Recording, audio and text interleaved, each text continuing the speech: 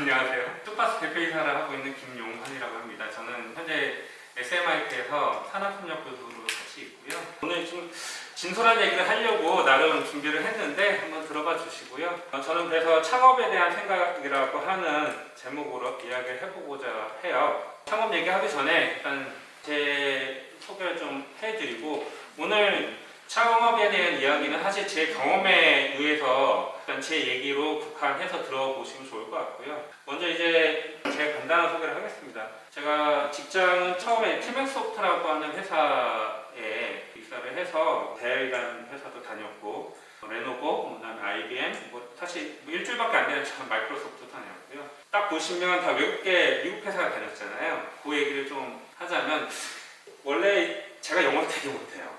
그런데 희한하게 외국계 회사를 갔죠. 한 사례를 들자면, 제가 첫 번째 이제 델이라고 하는 회사를 갔는데 인터뷰를 봤어요. 이제 첫 면접이니까.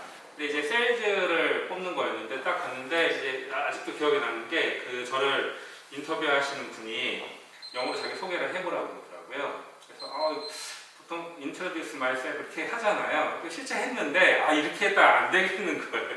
그래가지고 원래 세일즈 잡을 뽑는 거라서 제가 뭐라고 했냐면, 저 영어 잘 못하는데 사실 저는 많이 팔러 왔다. 그건 내가 자신 있다. 그 얘기 한마디 했어요. 그러니까 틀린 말 아니잖아요. 세일즈 잡인데 뭐 많이 팔면. 인터뷰가 한 1분, 2분 하고 나왔어요. 그런데 3시간 내에 합격했다고. 그때부터 제가 외국계 회사 생활을 시작을 한 거고, 저도 레노버라고 썼지만 사실 이제 IBM PC 사업이라고 해서 싱크패드, 노트북 이런 거 그 데스크탑 하는 부서에 또 갔었는데, 그때도 이 대회에 있다가 글로 넘어갔는데, 그때 인터뷰 할 때 기억이 나요. 사실 IBM도 영어 시험 보고 다 하거든요. 근데 저한테 이제 영어 시험 보기 전에 먼저 미팅을 하는데, 갑자기 너 티맥소프트 나니? 그때 상무님이 네. 티맥소프트 물어보면 돼? 물어보시라고 전화를 하시더라고요. 그러니까 다음 주에 출근하세요. 이렇게 됐죠. 그러니까 제가 티맥소프트 다닐 때 그래도 좀 성실히 다녀서 거기에 이제 윗분들한테 귀여운 거 좀 잘 받았었나 봐요. 이제 몇 년 후에 다시 IBM을 재입사했는데, 그때 이제 영어 시험도 보고 뭐 이게 했거든요. 근데 입사가 됐어요. 영어 시험 잘 못 본 것 같은데 나중에 보니까 저를 뽑았던 매니저 분께서 너 영어 낙제했어. 영어가 낙제했다고 그러더라고요, 저보고. 근데 어떻게 붙었어요? 너 잘 팔잖아. 지금 예외 케이스 만들어서 설득하느라고 굉장히 힘들었다고 하더라고요. 제가 왜 이 얘기하냐면, 사실 제가 영어를 잘 못하고, 하지만 미국 회사에 되게 오래 다녔어요. 근데 중요한 건 영어를 잘하는 중요한 게 아니라, 저 사람들이 저를 뽑는 이유는 영어 잘하라고 뽑는 게 아니라 잘 팔으라고 뽑는 거일 거잖아요. 핵심을 잘 알아야 된다고 생각을 해요. 외국계 회사 이제 가고 싶은 분들이 꽤 많을 건데, 혹은 대기업도 마찬가지예요. 많은 분들이 이제 대학교 졸업해서 대기업이나 외국계 기업을 가려고 해요. 근데 솔직히 이제 현실적인 얘기하자면, 서울 연고대 나오신 분들도 지금 대기업 외국계 기업 잘 못 가세요. 근데 약간 생각을 바꿔서 좀 누구나 가는 길이 아니고 약간 돌아가더라도 갈 수 있는 방향성을 만들면 된다라는 거거든요. 제가 학교는 이제 원래 이제 가톨대학교를 다녔다가 여기 석사를 서울미디어대학원 대학, 저 때는 이제 한동미디어대학원 대학교였고 이제 학교 이름 바뀌었잖아요. 사실 그때 이제 백이태 교수님하고 만나서, 여기 보시면 저 밑에 백이태 교수님하고 이렇게 서 있는, 세 사람 서 있는 거 보이시죠? 제가 이제 처음으로 교수님하고 창업 오디션 뭐 이런 걸 같이 해서 출전했는데, 사실 제가 크게 하는 거는 없었고, 저기서 은상을 받았어요. 은상. 그래서 이제 미래창조과학도 장관상을 수상을 했고, 저 때부터 사실 이제 정부과제라는 거에 대한 개념을 얻고, 저거에 대한 되게 신선함이 있었던 거죠. 그리고 그 이후에 제가 USWA라고 하는 학교에서 박사 공부도 하고, 그 다음에 지금은 가톨릭대학교에서 또 박사 공부를 하고 있어요. 지금 수련을 했고 논문 쓰고 있는데, 약간 그렇게 하고 있다. 그러면서 제가 사실 이제 오른쪽 하단에 보시면 제가 옛날 세계 일주에 있었거든요. 한 40개국 다녔었는데, 살면서 저런 여행했던 경험들도 되게 좋았었고 도움이 됐었던 것 같고, 그리고 저 위에 책들 보이시죠? 제가 쓴 책들이에요. 제 대학교 때 쓴 책인데, 자, 이 책 얘기를 좀 하자면, 제가 기술이 뛰어나거나 뭐 훌륭해서 책을 쓴 게 아니고요. 정말 우연한 기회에 책을 쓰게 된 기회가 생겼어요. 저 빨간 네트워킹 손쉽게 구축하기, 저 책을 처음 썼던 책인데 저게 또 베스트셀러가 돼가지고, 근데 저 책을 쓸 때 내가 책을 쓸 수 있을까 되게 두려웠거든요. 그잖아요. 뭐 대학생인 것도 책을 쓸 수 있을까 뭐 이런 걱정과, 근데 그랬던 것 같아요. 에이 모르겠, 이제 해보자. 대학 결석하고 쓰기 시작했죠. 하니까 또 되더라고요. 근데 또 그게 베스트셀러가 돼서 그 다음 책 쓰게 됐는데, 이게 보면 제가 아까 저 미국 회사 다녔던 거나 뭐 저의 성향이었던 것 같아요. 저 책 썼던 것들 보면 사실 되게 두렵고 힘든 것들이었는데, 그럼에도 불구하고 한번 해보자. 뭐 잘못되더라도 뭐 죽게 하겠냐 뭐 이런 심정이었던 것 같아요. 그리고 그런 성과를 냈었고, 그리고 최근에는 저 위에 인텔 레스포스 코비드-19 뭐 이렇게 써 있는 거 있잖아요. 슈퍼스라 회사 2017년에 창업을 해서 지금 뭐 내년에 상장할 예정인데요. 작년에 저희가 코로나 관련된 모니터링 인공지능 툴을 만들어서 인텔 글로벌, 그러니까 미국에다가 이렇게 제안을 했는데, 그게 1등으로 선정을 돼서 상금을 받아서, 오른쪽에 조그만 사진 거 잘 안 보이실 것 같은데 지금 회사가 캐나다에도 법인이 있습니다. 캐나다 법인은 사실 슈퍼스라 회사 한국은 요즘 들어 이제 메디컬 분야에서는 조금 알려졌는데, 사실 한국보다는 캐나다에서는 꽤 이름을 널리 하고 있습니다. 삼성이나 LG전자와 같은 급으로 캐나다에서는 저희를 대우해주고 계세요. 그래서 캐나다의 각종 행사나 뭐 이런 것도 있으면 삼성, LG, 슈퍼스 이렇게 합니다. 사실입니다. 오늘 이제 하고 싶은 얘기가 앞에 거를 이제 기반으로 쭉쭉쭉 이야기를 해보고자 합니다. 일단 창업에 관련된 얘기인데, 우선 전 창업에 대해서 부정적이다.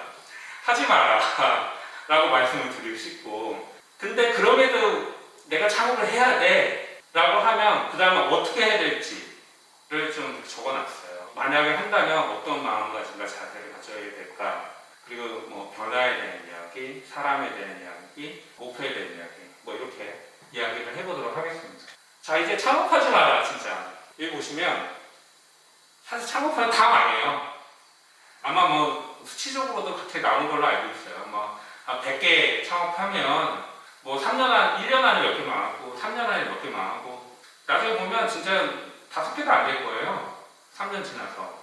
그리고 불구덩이 속으로 신용불량자, 범법자 이런 얘기 썼는데, 제가 오른쪽에 이야기를 쓰자면, 제가 이제 티맥소프트 처음에 들어갔을 때 첫 직장이었죠. 제가 지금 46살이거든요. 100억을 벌고 싶다라고 마음을 먹었었어요. 티맥스 20대 후반에. 그러니까 그런 배경은 아무래도 제가 집이 되게 어렵게 살았거든요. 제가 제 페이스북에 옛날에 남겼던 기억이 나는데, 아주 어렸을 때 엄마하고 시장통에 가서 배춧잎을 막 주워서 그걸 가져와서 이렇게 시래기국 끓여 먹고 했던 기억이 나거든요. 그게 뭐냐면, 그때는 몰랐는데 나중에 어른이 돼서 어느 날인가 딱 생각해보니까 그진 거예요. 집에 쌀이 없어. 그지니까 가서 또 주워다가 씻어서 먹고 이랬던 기억이 있더라고요. 제가 되게 못 살았어요. 되게 못 살고 어렵게 살았죠. 그러다 보니까 어찌저찌 뭐 대학교 가서 뭐 대학교 생활도 사실은 거의 등록금을 내기 위해서 학교를 다녔던 거죠. 공부를 위해서 학교 다녔던 것 같지 않아요. 근데 또 그거마저도 굉장히 도움이 많이 됐는데, 근데 그래서 첫 직장을 갔는데, 내가 첫 직장의 첫 번째 회식날 이렇게 연말에 티맥소프트가 성과가 좋아서 좀 큰 행사를 하고 술 마시고 하는 자리에 이제 신입사원이니까 나와서 이렇게 포부로 얘기하는데, 제가 40대에 100억을 벌겠다 이랬던 기억이 나요. 왜냐면 워낙 못 살아가지고 경제적인 그런 부분들을 빨리 벗어나고 싶었던 거죠. 저 여기 보면 신용불량가 20억비. 어쨌든 좋은 직장, 뭐 나름 뭐 직장 괜찮았던 것 같아요. 티맥소프트 때 뭐 델도 다니고 뭐 그랬다가 30대 초반에 여차저차해서 이제 사업을 조그맣게 하기 시작했죠. 그게 나름 좀 잘 됐어요. IT 모니터링 소프트웨어 만들어서 거기 좀 잘 돼가지고 돈이 좀 벌리다가 전혀 다른 이유로 엄한 것에 투자했다가 20억이 그리고 20억이 빵 날아갔는데, 이게 어떻게 해야 될지 모르겠더라고. 어떻게. 그리고 나 아직도 기억나는 게, 이제 막 채권 회사로 들어올 거 아니에요. 막 딱지 날라오고 막 뭐 맨날 날라와요. 막 찾아오고 장난 아닙니다 진짜. 상상을 초월해요. 상상을 초월하게 막 날라오고 찾아오고 전화오고 사람은 아주 그냥 살 수 없게 해요. 살 수 없게. 너무 힘들었어요. 너무. 이걸 어떻게 해야 될지도 모르겠고 그래서 집 다 팔고 막 채권 바꾸고 이게 인간의 제가 한 10년 동안 단칸방에 살았어요. 딸하고 와이프하고 저렇게 셋이 살았는데 이건 인간의 삶이 아니에요. 너무너무 힘들어요. 당연히 가족과의 불화가 나겠죠? 이런 게 남의 얘기가 아니라는 거예요. 사업하면 망하더라도 그냥 딱 소화할 수 있을 수준에서 망하면 되는데 근데 되게 재미난 게 뭐냐면 내가 1,000만 원 빚져도 자살하는 사람인데요. 상황이 안 좋으면 그 1,000만 원도 정말 나한테는 엄청나게 큰 돈이거든요. 1,000만 원이 뭐야? 단돈 10,000원이라도 이건 다른 얘기거든요. 저 20억 하고 제가 어떻게 했어요? 진짜 감당이 안 돼서 원효대교 있잖아요. 죽으러 올라갔지. 죽으러 올라가서 이게 되게 겨울이었는데 아직 기억나는 게 이렇게 밑에 이렇게 쳐다보니까 깜깜한 밤에 이게 물이 확 지나가잖아요. 또 너무 추우면 이게 사람이 살려니까 그때 저희 이제 피처번 쓸 때였으니까요. 스마트폰 아니고 문자가 딱 마치 온 거예요. 와이프한테 왔는데 KFC 할아버지 아시죠? 켄터키 프라이드 치킨 그분 얘기를 이렇게 보내준 거예요. 딱 보니까 그때 처음 알았는데 그분이 사고 한 1,000번 사실 다 실패했다고 그러더라고요. 정말 많이 사업을 실패하고 70 몇 살 돼서 길거리에서 이제 그 포장마차에 닭 튀긴 거지. 그게 이제 KFC가 된 거예요. 그게 하나 딱 터져가지고 그걸 보고 내가 여기서 죽으러 왔다는 게 갑자기 부끄러워게 내려왔어요. 그리고 그 다음날부터 진짜 상상할 수 없는 그 수모와 가진 걸 당하면서 빚진 저한테 돈 해준 사람 있을 거 아니에요. 다 찾아다녀서 무릎 꿇고 죄송하다 막 그랬던 것 같아요. 그러니까 솔직히 얘기하고 내가 갚을 테니 시간을 주라고 했어요. 시간을. 그러니까 다른 사람도 다행히도 그러라고 하지 뭐 그잖아요. 이 사람 죽여야 뭐 받겠어요. 뭐 어떡하겠어. 사실 그 안에는 조금 빡센 사람도 있어요. 실제 그런 사람들마저도 기회를 주고 그때부터 그냥 일만 미친 듯이 했던 것 같아요. 다행히도 교수님 만나서 학교 다니면서 뭐 이렇게 뭐 이런 과제도 하고 뭐 했지만 10년의 세월은 여러분 상상 이상입니다. 작게 실패하더라도 굉장히 힘든데 사실 20억 작은 돈이 아니잖아요. 근데 재미난 건 어쨌든 제 20억 다 갚았다는 거. 근데 그만큼 너무 힘듭니다 이게. 그래서 처음부터 제가 창업 진짜 이런 빡셈이 있기 때문에 아까 얘기했잖아요. 창업 대부분 망해요. 다 창업에 대한 어떤 뭐 이런 장밋빛만 얘기하지만 안 되는 사람이 더 많은데 다행히 돈 있던 돈만 날리고 한 사람들 상관없지만 몰빵한 사람들은 이런 상황에 갈 수 있다는 거 저처럼. 그래서 굉장히 신중해야 된다 창업이라는 거는. 특히나 사업하려고 하는 사람들은 저 솔직히 얘기해서 결혼하지 말라고 하고 싶어요. 왜냐하면 리스크가 너무 커. 차라리 총각대하고 성공하게 결혼해야지 저처럼 가정이 있고 애 있는데 했다 저렇게 되면 정말 이거는 끔찍한 일이에요. 너무 힘들었습니다. 그래서 그런 것도 충분히 알고 그럼에도 불구하고 내가 해야 돼. 창업을 해야 돼. 그럼 해야겠죠. 뭐 어떻게 하겠습니까? 해야지. 그렇다면 전 첫 번째가 뭐냐면 지금 사업을 하고 있지만 제가 회사가 망하더라도 예전과 같지는 않을 거예요. 왜냐면 전 다 겪어봤어. 그래서 뭐가 어떻게 되고 뭐가 어떻게 되고 다 이걸 알잖아요. 그러니까 사실 지금 망해도 별로 두려움이 없어요. 그래서 오히려 망하기도 힘들어요. 제일 중요한 거는 자기의 마음가짐이고 그거에 대한 대처, 태도인 것 같아요. 근데 처음에 망했을 때는 누가 알려주는 사람이 있나 그잖아요. 어떻게 해라 말 알려주는 사람 없잖아요. 혼자서 다 그냥 경험했던 건데 자 어쨌든 돈을 벌려고 보통 창업을 하죠. 자 마음가짐 첫 번째 제가 뭐라고 했어요. 돈을 왜 버는가. 저는 이제 창업하는 사람 대부분 돈 많이 벌고 싶어서 창업하는 거잖아요. 대부분. 근데 돈을 왜 버는가라고 하는 굉장히 원천적인 질문을 스스로에게 해야 되지 않을까라고 싶어요. 돈을 왜 버는 거예요? 제가 몇 년 전에 학부생 강의를 한 적이 있었는데 거기 학생들한테 앞으로 뭐 하고 싶은지 한번 적어보라고 했는데 너무 기가 막히게 한 70명 학생, 이거는 140명 학생이 대부분 똑같았어요. 돈 많이 벌어서 건물주 돼서 세계 일주하고 요 세 개가 레퍼토리야 거의 대부분. 우리 20살 스물 몇 살밖에 안 되는 애들이 그게 가치가 있나? 그냥 놀 생각인 거잖아요. 돈을 많이 벌어서 그냥 놀겠다 이거예요. 여러분들도 다 보면 내가 사업을 해서 돈을 많이 벌겠어 라고 목표를 삼는 사람이 대부분일 거라 생각하는데, 저 그렇게 생각하는 사람은 저 장담합니다. 다 망합니다. 사업은 돈 벌려고 하는 거 아니라고 생각해요. 첫 번째는. 그리고 제 두 번째 기여라는 측면에. 제 오른쪽 얘기를 잠깐 넘어가서 해볼게요. 제가 공황장애로 한 3년 망했어서 이게 엄청난 정신적인 압박이 왔을 거 아니에요. 공황장애 굉장히 무섭거든요. 걷지도 못해요. 저는 아직도 기억나는 게, 나 여기서부터 저기 걷고 싶은데 걸음이 안 걸려요. 그냥 풀숲 주저앉아. 이거 치료하는데 3년 걸렸어요. 제가 또 2012년도에 사고가 나서 심정지 2번 왔고요. 그리고 지금 여러분들 저 좀 뚱뚱한 저희 모습을 보면 건강한 듯 안 한 듯 하지만, 저는 대복수 저때 사고 때문에 비장도 터져서 없고 혈관 대동맥 찢어져서 여기 12cm짜리 이렇게 인조혈관이 몸속에 있거든요. 지금 저 때 제가 중환자실에 2달 있었어요. 2달. 그리고 사고 난 날이 아직도 기억나요. 여러분, 비장이 터져서 배에 피가 꽉 찼는데 그 통증이요. 아까 제가 앞에 망해가지고 정신적 통증, 고통 얘기했잖아요. 저 때는 육체적 통증이 어떤 느낌이냐면, 어깨가 여기 너무 아픈데 어떤 느낌이냐면 칼로 살아있는 사람 어깨를 그냥 쓰는 느낌? 그래갖고 저 아직도 기억나는 게, 응급실에서 그냥 죽여달라고 했어요. 너무 아파. 2달 동안 중환자실에서 어떻게 있었냐면, 팔이 양옆에 이렇게 묶이거든요. 이렇게 다리도 묶이고 인공호흡기가 여기까지 들어와요. 살아났어요. 그 의사 선생님이 저한테 이 살기 너무 어려웠는데 살았다. 제가 왜 이 얘기를 하냐, 제가 살아났어요. 사업하다 망해갖고 그랬는데 심지어 몸까지 망가져가지고, 근데 살아났어. 제가 살아났어요. 갑자기 저에 대한 여러 가지 생각을 하게 되더라고요. 그래서 그때 어떤 걸 생각했냐면, 제가 종교적인 얘기를 하려고 한 건 아니고, 왜 그냥 쉽게 표현하려고, 하나님의 이유가 있어서 나를 살렸겠구나 라고 그냥 생각했어요. 그럼 그때부터 뭘 했냐면, 내가 왜 살아났지? 내가 이 세상에 무엇을 해야 되는 거지?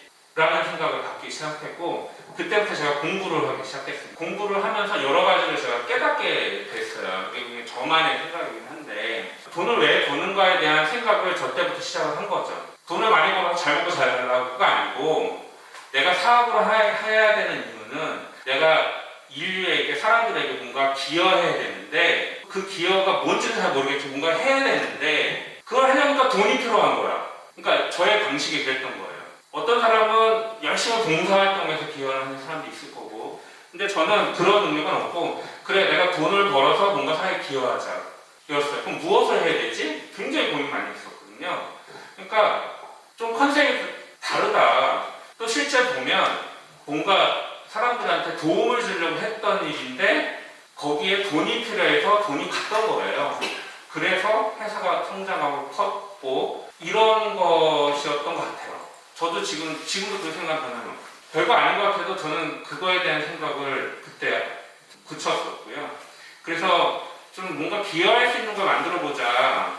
그러면서 돈이 필요하구나 그러려다 보니까 또 배 교수님 도움받아서 과제도 해보고 하면서 오늘날까지 이뤘는데요. 사업을 한다는 거는 물론 돈을 버는 거 맞는데 돈이 목적이 아니고 내가 이 세상에 이 사회에 뭔가 기여를 하는데 돈이 필요해서 그 사업을 하는 거다라는 이런 식의 어프로치를 했습니다. 그리고 사실 저는 그걸 추천드려요. 그럼 우리 삶은 뭐냐? 뭔가 기여할 수 있는 삶을 살아야 된다. 그래서 돈이 필요하다면 돈을 버는 거다라는 어프로치로 사업을 했으면 좋겠다. 안 그러면 돈을 벌려고 하면 망해요. 왜 그러냐면 자, 돈을 버는 방법이 크게 3가지 종류가 있는 것 같아요. 돈을 많이 쉽게 벌려면 불법을 하면 돼요. 그럼 새고랑 차겠죠? 정직하게 하고 싶어. 그럼 돈을 못 벌어요. 그럼 딱 중간에 이게 불법인지 합법인지 애매한 데가 있어요. 애매한 데가. 성공하면 합법이고 실패하면 불법인 애매한 데가 있는데, 근데 사실 거기에 기회가 있는 거고, 그거를 그 영역에서 내가 기여하려고 노력을 하면 이게 자연스럽게 합법적이면서 좋은 방향 나가게 된다라고 말씀드리고 싶습니다. 이 모든 과정들이 보면 제가 초월이란 말을 썼지만 진짜 초월해야 돼요. 심적으로 초월을 해야 돼요. 어떠한 일이 있더라도 거기에 화를 내거나 하지 마시고 다 그럴 만한 이유가 있겠거니 하고 자기를 많이 컨트롤하면 되게 중요하다고 생각해요.